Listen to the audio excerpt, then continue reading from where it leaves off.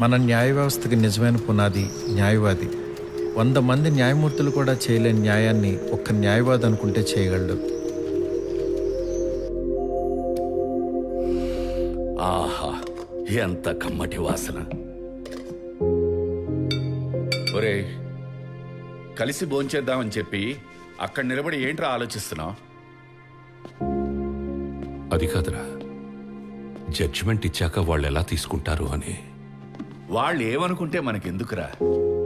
మనకు సబ్మిట్ చేసిన evidences, cross examination చేసిన విట్నెసెస్, దాని ప్రకారమే కదా మనం జడ్జిమెంట్ ఇస్తాం. ఒకవేళ నీ జడ్జిమెంట్ నచ్చిందనుకో, యాక్సెప్ట్ చేస్తారు. లేదా పై కోర్టుకెళ్ళి ఫైట్ చేసుకుంటారు. అది వదిలేసి వాళ్ళ పర్సనల్ లైఫ్ ఏమవుతుందా అని తెగ ఆలోచిస్తూ బాధపడిపోవడం as a judge it's not at all correct.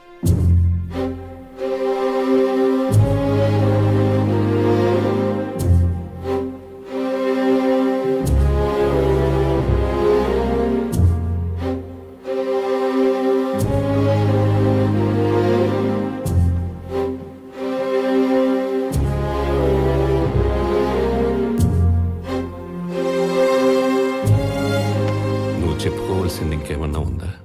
Sir, మా ఫాదర్ మీద ప్రామిస్ చేసి చెప్తున్నా. ఇంటర్వ్యూకి వెళ్ళిన రోజే అదోలా చూశాడు. లేదు, 3-4 టైమ్స్ ప్రైవేట్ గా కలవమని ఫోర్స్ చేశాడు. చీకొట్టానని కోపం పెంచుకొని న్యూడ్ గా ఫోటోస్ తీయించి మరి భయపెట్టాలనుకున్నాడు. అయ్యో లేదు లేదు సార్. కేసు పెట్టడానికి పోలీస్ స్టేషన్ కి వెళ్తే పోలీసులతో క్లాస్ పీకించి పంపించేశాడు. అట్లీస్ట్ కోర్టులోనైనా జస్టిస్ జరుగుతుందన్న హోప్తో డైరెక్ట్ గా అప్లై చేసి మీ ముందు నిలబెట్టా. ఇంకా మీరే ఎలాగైనా. అలాగే అలాగే చెప్పావు కదా, సేమ్ డైలాగ్ వెర్షన్. ఎవరో రైటర్ని పెట్టుకు రాయించుకున్నట్టున్నావు. ఆ 4 లైన్లే బాగా ప్రాక్టీస్ చేసి వచ్చినట్టున్నావు.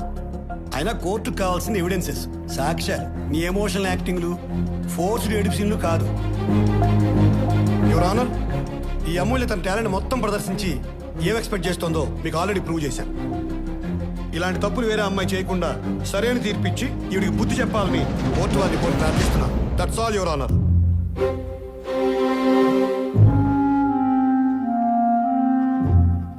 సాక్ష్యాధారాలని పరిశీలించి చూడగా కుమారి అమూల్య చేసిన ఆరోపణలన్నీ నిరాధారాలని, కేవలం డబ్బు కోసమే ఆ కాలేజ్ చైర్మన్ వివేక్ని ఉద్దేశపూర్వకంగానే ఈ కేసులో ఇరికిచ్చిందని కోర్టు వారు నమ్మడం జరిగింది.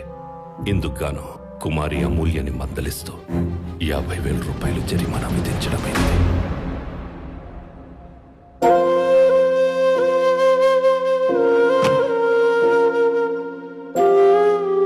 Court dismissed.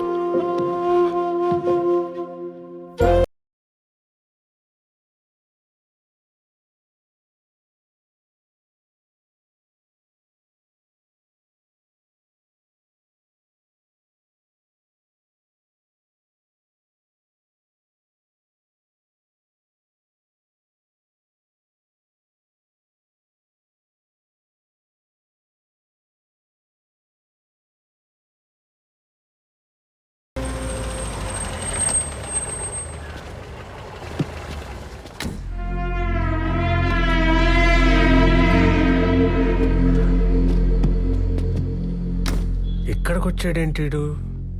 జడ్జిగా చెయ్యలేని న్యాయం మనిషిగా చేద్దామని వచ్చాను. కేఎల్ ఇంజనీరింగ్ కాలేజీలో అసిస్టెంట్ లెక్చరర్గా మాట్లాడా. రేపే జాయిన్ అవ్వచ్చు. అక్కర్లేదు సార్, నాకు కావాల్సిన న్యాయం కోర్టులో చేయాలి, కానీ ఇలా 4 గోడల మధ్య కాదు. అద్దం ముందు బట్టలు మార్చుకోవడానికి ఇబ్బంది పడే ఆడపిల్లని నేకడిగా సొసైటీ ముందు నిలబెట్టేశారు.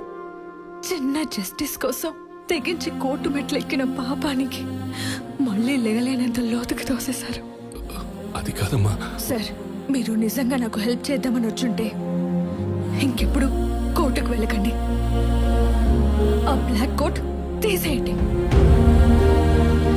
Sir, you are unfit for this judicial system.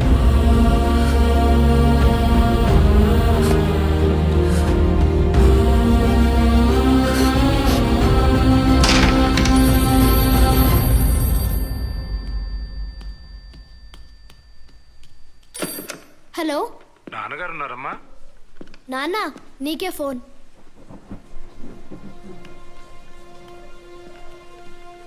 Hello sir, నేను ఎస్ఐ శివరావుని.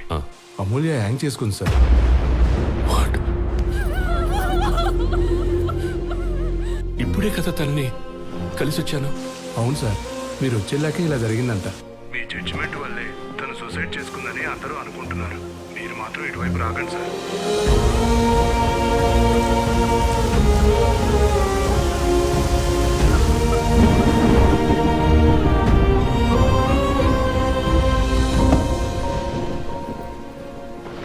రెసిగ్నేషనా? ఇదేంటండి ఇలా? ఎంతో కష్టపడి చదువుకుని పైకొచ్చి పైకొచ్చి ఏం చేశా?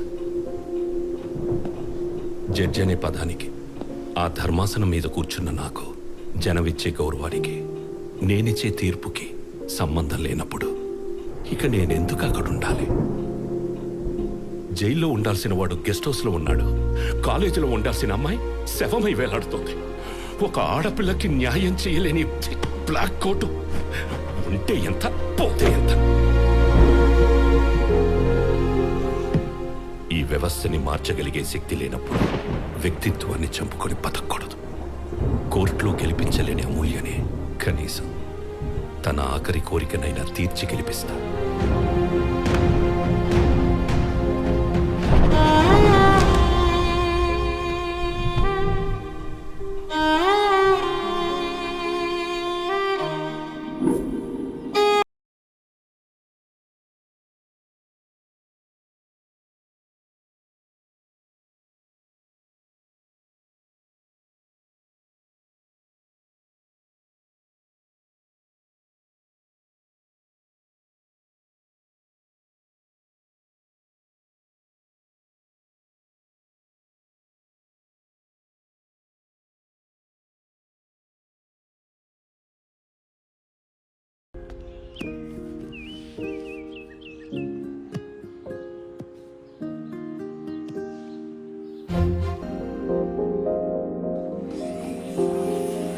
రండి సార్, రండి రండి సార్.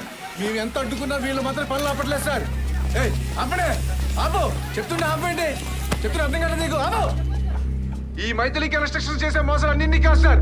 మా 200 ఎకరాలు దళిత భూములు అక్రమంగా ఆక్రమించుకొని మాకు వేరే సార్ నెంబర్లు చూపించి మమ్మల్ని మోసం చేస్తున్నారు సార్. ఎదురు తిరిగి మాట్లాడే వాళ్ళకి నరక చూపిస్తున్నారు సార్. పాస్బుక్ చూపించలే, చూడండి సార్, మీరే చూడండి సార్, ఇగో సార్. లక్కీ చూడరా, వీళ్ళకి ఇంత క్లారిటీ ఉన్నప్పుడు నీలాంటి పట్టుకొని స్టే తెచ్చి ఆ కన్స్ట్రక్షన్ ఆపేయచ్చు కదా.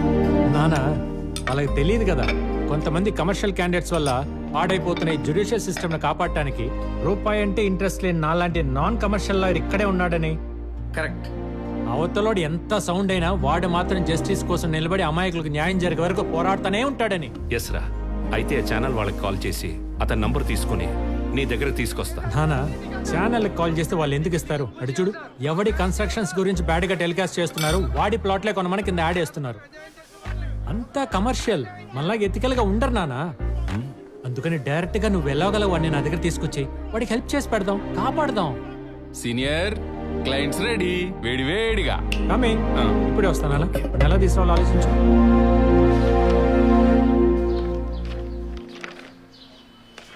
ఆశ అంటే ఓల్డ్ సిటీ పాషానే.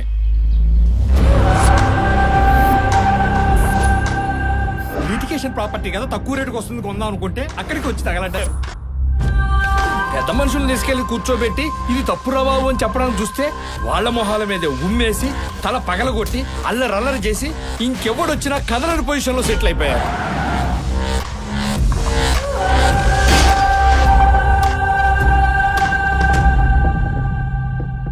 వాడిని కోర్టుకు తీసుకొచ్చినా లొంగే లాంగ్వేజ్ ఉండదు వాడి బాడీకి. Out of the court settle చేయాల్సిందే. అదే అవ్వలేదు అంటున్నాం సార్. వెళ్ళింది లాయర్ లక్కీ కాదు కదా.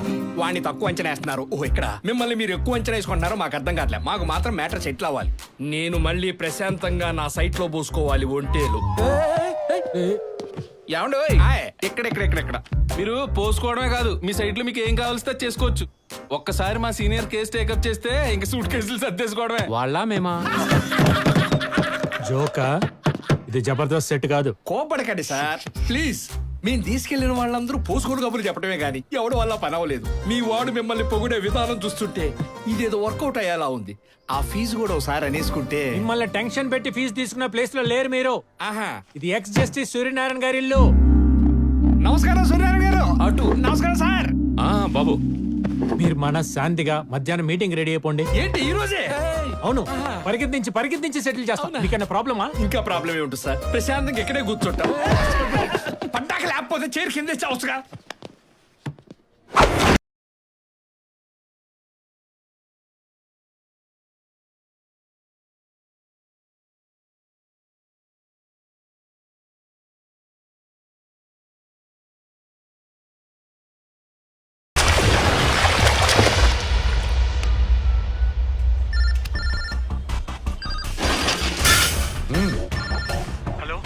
నేను లాయర్ లక్కీని మాట్లాడుతున్నా. బజ్జీ నమస్తే బ్రో. నేను ఓల్డ్ సిటీ పాషాకు ఆపోనెంట్ గా కేసు ఒప్పుకున్నా అని చెప్పేసి నన్ను మర్డర్ చేయడానికి 1, 2, 3, 4 15 మంది వచ్చారు సార్. దోలకి దుకాణం పెడితే అరక్కి గారం పెట్టిందంట. మరి కేసు ఎందుకు ఒప్పుకున్నా? సార్ ఒప్పేసుకున్నాను కదా, వచ్చి కాపాడండి సార్. ఈ కేసు గురించి ఇన్ఫర్మేషన్ ఇచ్చిందే ఆడు. తుమారకు మారనే బాధి ఆతాది. పాషా గారు, ఇది కరెక్ట్ కాదు కదా. కరెక్ట్ కాదు. ఒక లాయర్ని గిట్ల నిలబెట్టి వాదించుడు తప్పే కదా, శిక్ష పడాలి.